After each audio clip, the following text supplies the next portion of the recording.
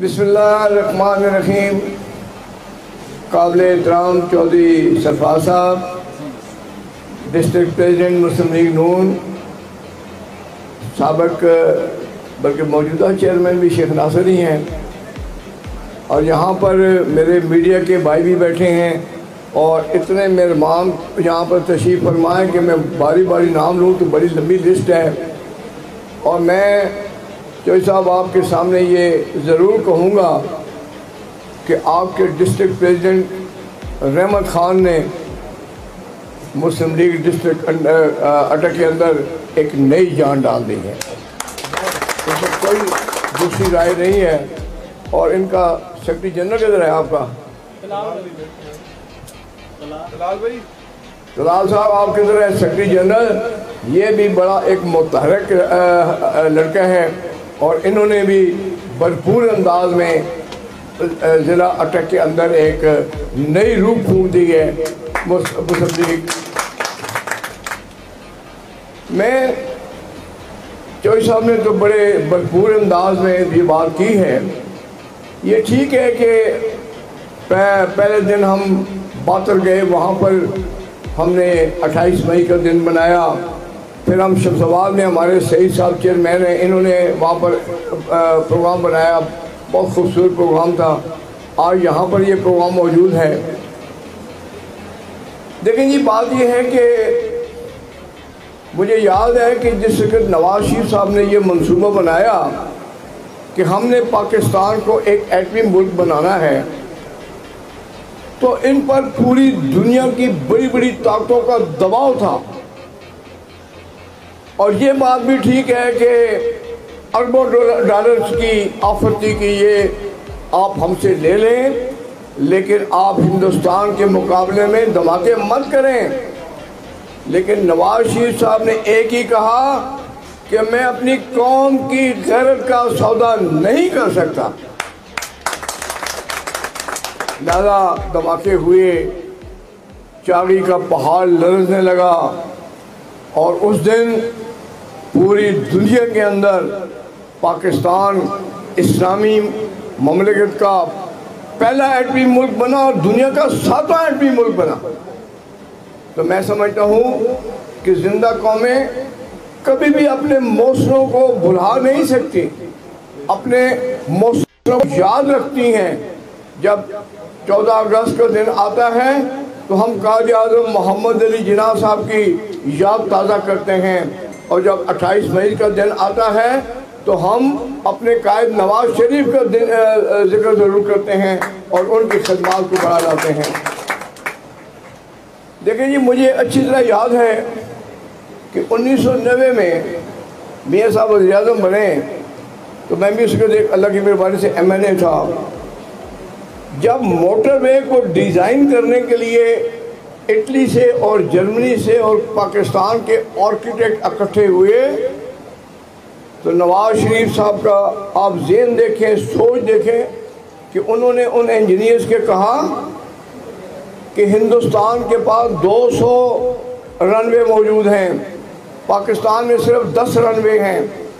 اگر ہمارا اور انڈیا کی لڑائی ہو جاتی ہے تو ہمارے 2 رن وے بھی اگر تباہ انہوں نے کر دیا تو ہم بے بس ہو جائیں گے. ان کی اگر 50 بھی خراب ہو جاتے ہیں تو انہیں فرق نہیں پڑتا. تو ان انجینئرز کو نواز شریف صاحب نے کہا کہ ایسے ڈیزائن کرو موٹر وے کو کہ امن کے زمانے میں گاڑیاں دوڑیں اور جنگ کے دوران یہاں پر ہوائی جہاز دوڑ سکیں. یہ بات مجھے اچھی طرح یاد ہے. اس شخص کو پتہ تھا کہ اس کے دیوار کے پیچھے کیا ہے.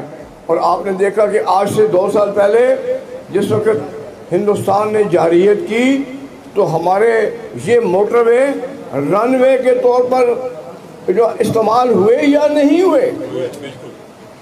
تو کہنے کا مقصد یہ ہے کہ یہ اس ملک اور قوم کی بدقسمتی تھی کہ ایسے لوگوں پر ایسے الزامات لگا دیے گئے جن سے ان کا دور دور تک تعلق نہیں تھا. آج وقت نے ثابت کر دیا ہے کہ یہ چور نہیں ہیں، یہ اس ملک کے وفادار ہیں، یہ ڈاکو نہیں ہیں، یہ اس ملک کے معمار ہیں. آج وقت نے ثابت کر دیا کہ یہ پاکستان اور شریف خاندان لازم و ملزوم ہے۔ اور یہ جو کہتے ہیں کہ میم سے شین اور شین سے نون نکل گئی، کچھ بھی نہیں نکلے گا، یہ سب ایک ہیں۔ میں ان خاندان کو 30 سال سے زیادہ سے جانتا ہوں، اس خاندان کے اندر پیار ہے، محبت ہے، اور سب سے بڑی بات یہ ہے کہ یہ محب وطن پاکستانی ہے۔ آپ دیکھیں پاکستان کا کون سا ایسا لیڈر ہے کہ پورا خاندان جیل میں چلا جائے لیکن جھکنا نہیں جانتے، سینہ تان کے بات کرتے ہیں۔ آج دیکھ لیں کہ جتنے بھی عدالتوں کے فیصلے آئے، کسی نے نہیں کہا کہ نواز شریف پہ 1 روپے کی کرپشن ثابت ہوئی، کسی نے نہیں کہا کہ شہباز شریف پہ 1 روپے کی کرپشن ثابت ہوئی، کسی نے نہیں کہا کہ حمزہ شہباز پہ 1 روپے کی کرپشن ثابت ہوئی۔ تو جناب پھر آخر ایک وقت آ جاتا ہے جب پردہ ہٹتا ہے اور سچ ہوتا ہے اور جھوٹ ہوتا ہے، اور وہ پردہ اب اٹھ چکا ہے، آج پورا پاکستان جانتا ہے۔ آپ یقین کریں کہ جس طرح جوئی سرفراز صاحب نے کہا، یہ ایک حقیقت ہے کہ چونکہ ہمارا کام ہے، روزانہ علاقے میں ہوتے ہیں، لاہور بھی جاتے ہیں۔ 2 دن پہلے 3 دن پہلے میں نوشہرہ گیا، آپ یقین کریں کہ جتنے لوگ تھے مجھے ملتے تھے اور پوچھتے تھے کہ ہماری جان کب چھوٹے گی۔ آپ نے جو 2 وقت کی روٹی کا نوالہ بھی لوگوں سے چھین لیا، آپ نے لوگوں سے میڈیسن سے بھی جو ہے وہ محروم کر دیا۔ آج لوگ میڈیسن بھی نہیں لے سکتے، بناتے پرانے پاکستان کو بھی اجاڑ کے رکھ دیا آپ نے۔ اس لیے کیونکہ وقت کم ہے مغرب کا، میں بہت مشکور ہوں آپ سب کا، اس گرمی میں بھی آپ سب تشریف لائے۔ میری ایک ریکویسٹ ہے کہ اب اختتامی دعا کے بعد جو اندر بیٹھنا چاہیں باہر بیٹھنا چاہیں، لیکن چائے ضرور پی کر جائیں، کیونکہ اس چائے کی پیالی میں سارا پیار ہوتا ہے۔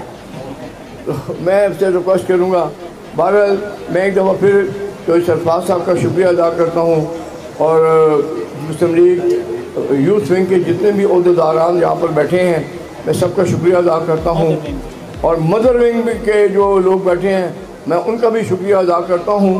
اور یہ ایک اچھی بات ہے کہ یہاں ہمارے علاقے میں مدر ونگ ہو یا یوتھ ونگ ہو، ایک ٹیم کی حیثیت سے نواز شریف کے ہراول دستے کی حیثیت سے کام کرتے ہیں، جس پر میں آپ سب کو مبارکباد پیش کرتا ہوں۔ بہت بہت شکریہ۔